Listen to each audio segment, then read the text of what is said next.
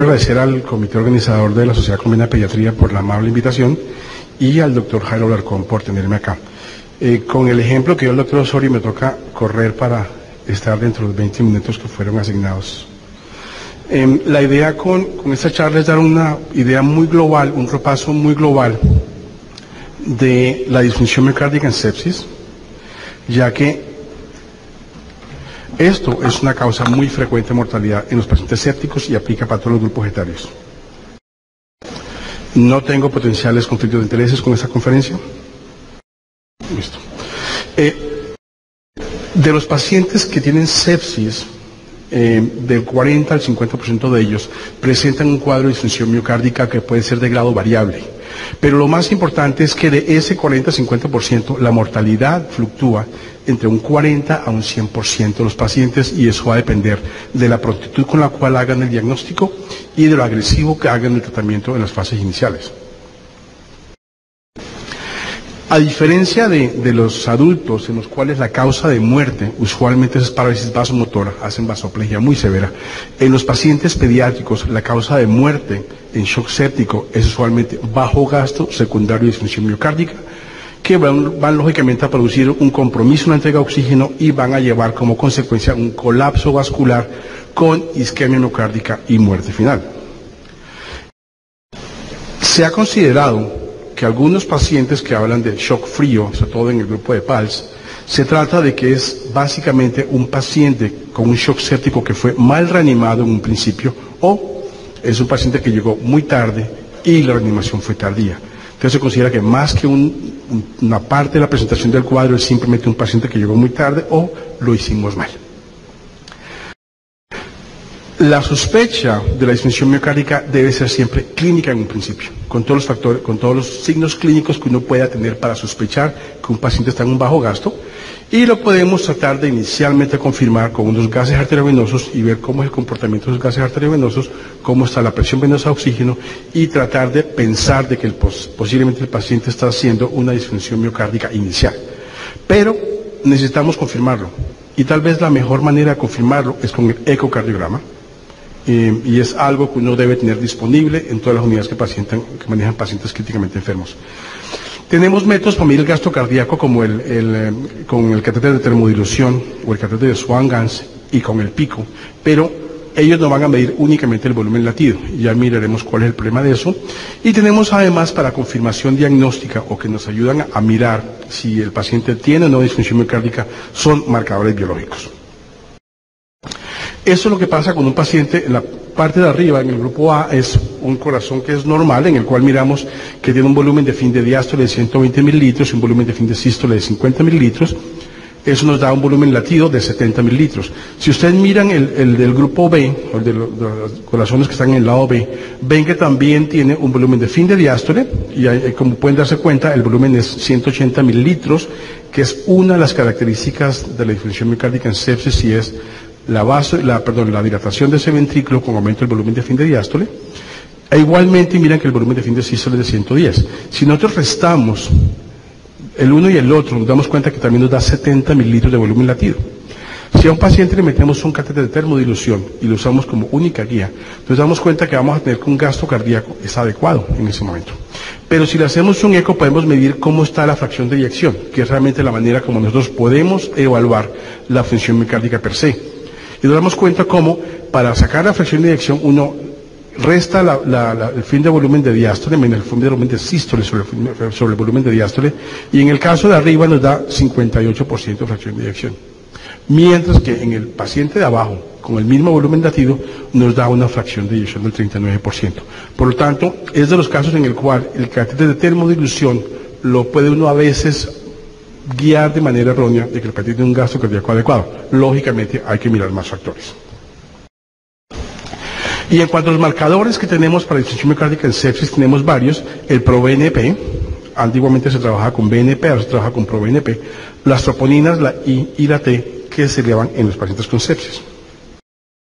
En esta gráfica vemos cómo hacia el día, después del día 3, el BNP, en este caso no es ProBNP, sino BNP, se eleva de manera importantísima en los pacientes que tienen disfunción miocárdica, que son las gráficas que están en azul, y ven cómo los pacientes que no tuvieron disfunción miocárdica causada por sepsis el BNP no se elevó. Igualmente podemos ver que la troponina I se eleva también de manera muy simultánea como se eleva el BNP, y posiblemente nos debemos estar mostrando que hay algo de isquemia miocárdica secundaria usualmente a que la presión diastólica está muy bajita y el corazón no alcanza a perfundirse de manera adecuada. Y aquí miramos en esa misma gráfica cómo los pacientes que fallecieron tuvieron lógicamente niveles de troponina I mucho más elevados que los que sobrevivieron. Y también se puede ver cómo, dependiendo de la severidad de la sepsis, el BNP se va a elevar mucho más entre más severo sea el cuadro. También nos sirve para diagnosticar mortalidad, y miren cómo los pacientes que tuvieron un BNP menor de 190 nanogramos por litro tuvieron una mejor supervivencia que los pacientes que tuvieron un BNP mayor de 190. Y al final miran cómo la mortalidad a 28 días de los que tuvieron un BNP persistentemente elevado fue casi de un 40%, mientras que los que tuvieron un BNP no tan elevado, la mortalidad fue de un 10% a 28 días. Ahora, causas de disfunción miocárdica hay muchísimas, y están todas diagramadas y faltan algunas en este diagrama que está acá, pero básicamente voy a hablar del factor depresor miocárdico, unas palabritas, el aumento de la producción de óxido nítrico, que es importante en sepsis, y algo de la liberación de citoquinas. Los demás temas al respecto de inflamación y sepsis, el doctor James Thomas el día sábado va a hablar extenso de eso, igualmente que de receptores TOR. Entonces, eso es lo que se ha creído que pasa en los pacientes sépticos, que hay una sepsis, hay estimulación de la producción de factor necrosis tumoral alfa, interleuquina 6, interleuquina 1, hay una inflamación inicial y hay infiltrados inflamatorios en el miocardio, que si en ese momento al paciente le hace una biopsia endomiocárdica, va a ser reportada como probable miocarditis. Entonces, hay una especie de miocarditis que es secundaria a un proceso inflamatorio, pero no va a haber bacterias en ese caso, va a llevar a una cardiomiopatía inflamatoria que va a llevar a falla cardíaca y en último a la muerte de esos pacientes en caso que no hagamos algo para su manejo. Y eso es lo que se ha postulado que también puede ser una de las causas por el cual el factor de necrosis tumoral alfa causa la disfunción miocárdica en estos pacientes. Tenemos que los lipopolisacáridos se ponen en contacto con receptores TOL4, eso estimula que el factor nuclear kappa beta, que está ahí, produzca que haya transducción de la señal y que se produzca un factor de necrosis tumoral alfa que no es soluble, y para salir de la membrana celular necesita un factor que lo solubiliza, y finalmente el factor de necrosis tumoral sale de la célula al torrente sanguíneo y es responsable de la disfunción miocárdica, de la remodelación del ventrículo, de la cardiomiopatía, de la caquexia, anorexia, de la disfunción endotelial. Es importante el punto de caquexia, anorexia. En el momento en que los pacientes que están muy enfermos y pacientes sépticos que están muy enfermos tienen hambre otra vez, sienten apetito, uno sabe que el factor de necrosis tumoral alfa está descendiendo. Entonces es un factor, es una cosa indirecta que uno puede utilizar para saber que el paciente va por lo menos disminuyendo el factor de necrosis tumoral alfa. Puede que no mejore el paciente, por lo menos esto va cayendo. En cuanto al óxido nítrico, se sabe que el óxido nítrico en niveles normales, a lo que es producido normalmente, mejora la función ventricular izquierda. Pero niveles altos de óxido nítrico van a deprimir la función contráctil y van a deprimir la producción de energía cardíaca. La producción del óxido nítrico endógeno parece que va a contribuir a un estado de hibernación que hay a veces en el corazón, y esto se produce en respuesta a la isquemia miocárdica que uno a veces puede generar en los pacientes que están sépticos.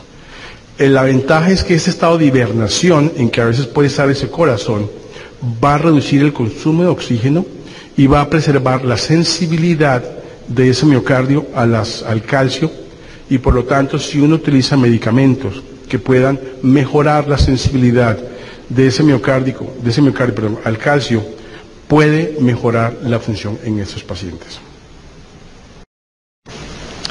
También se ha argumentado que el óxido nítrico en dosis elevadas es causante de la vasodilatación que vemos en algunos pacientes sépticos.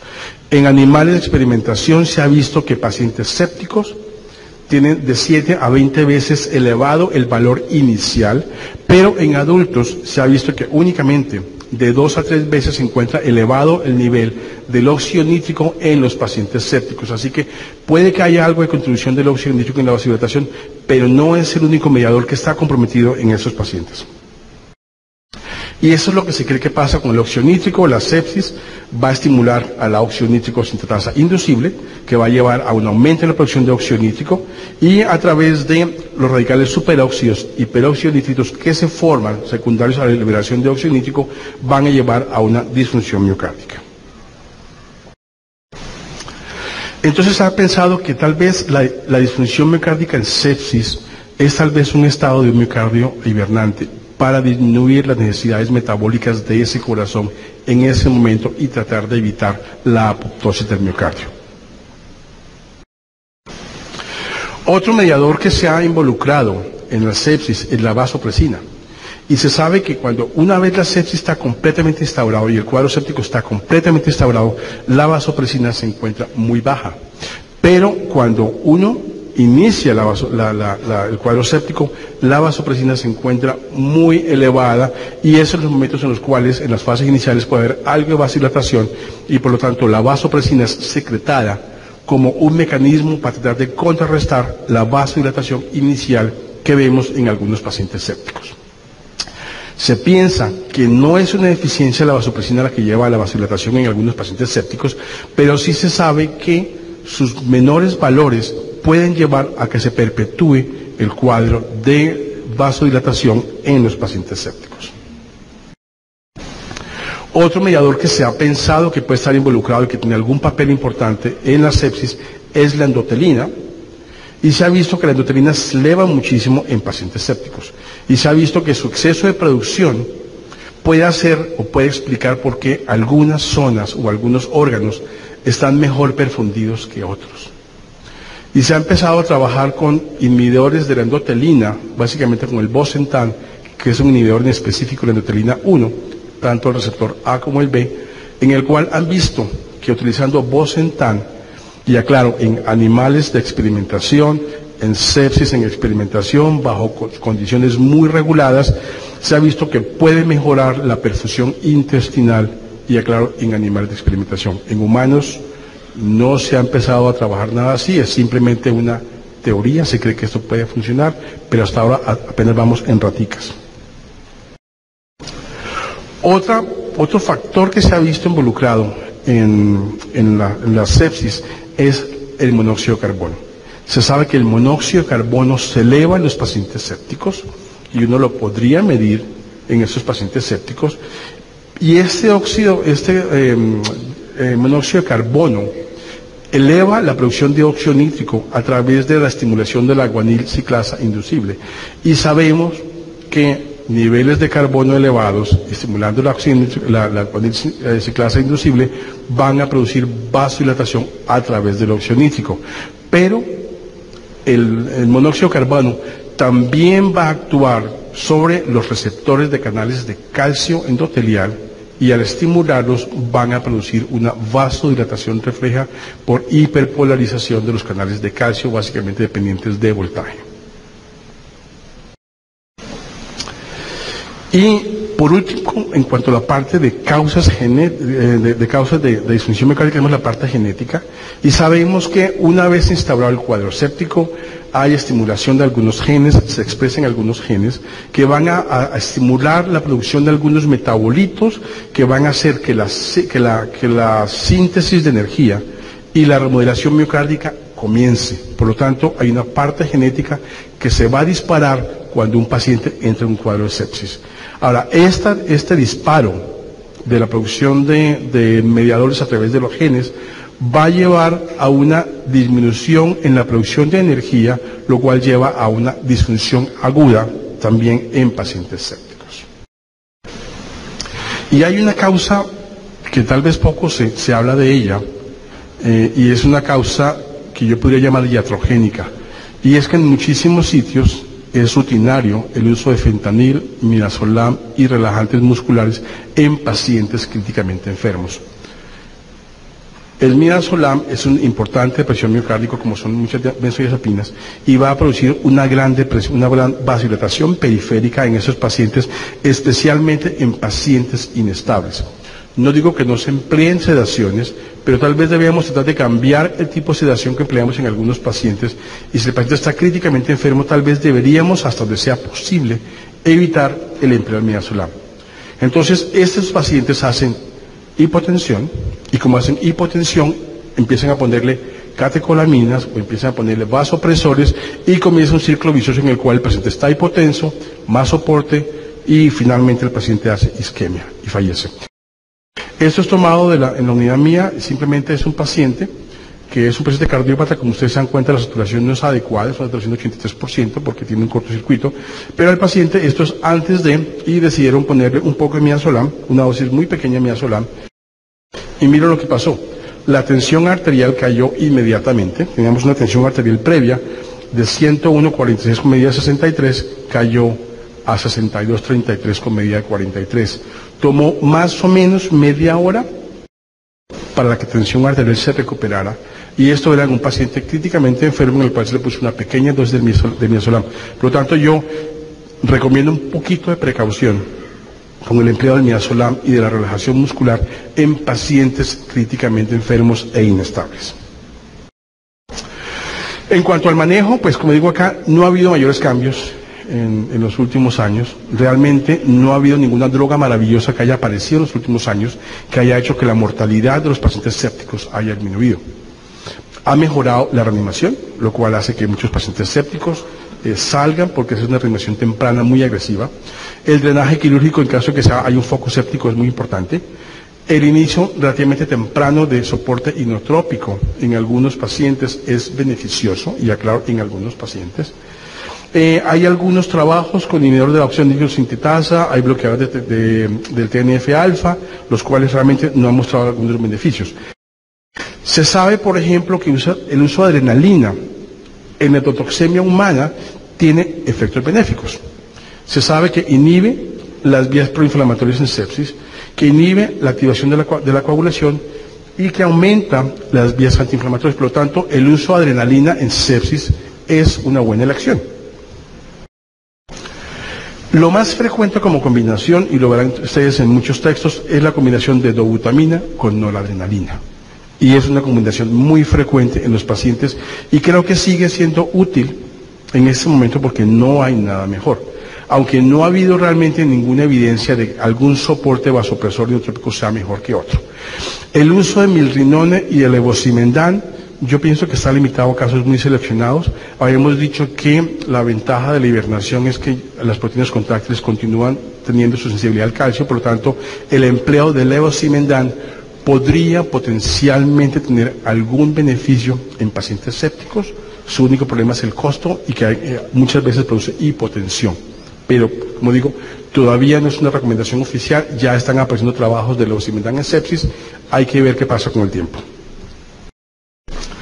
Se ha intentado bloquear el óxido nítrico con análogos de la L-arginina, que van a tratar de bloquear el óxido nítrico, compiten por receptores de la óxido nítrico sintetasa, pero aunque aumenta la tensión arterial, incrementa la mortalidad. Así que, por lo tanto, se han abandonado el uso de estos bloqueadores porque los pacientes murieron más, aunque murieron con tensiones normales.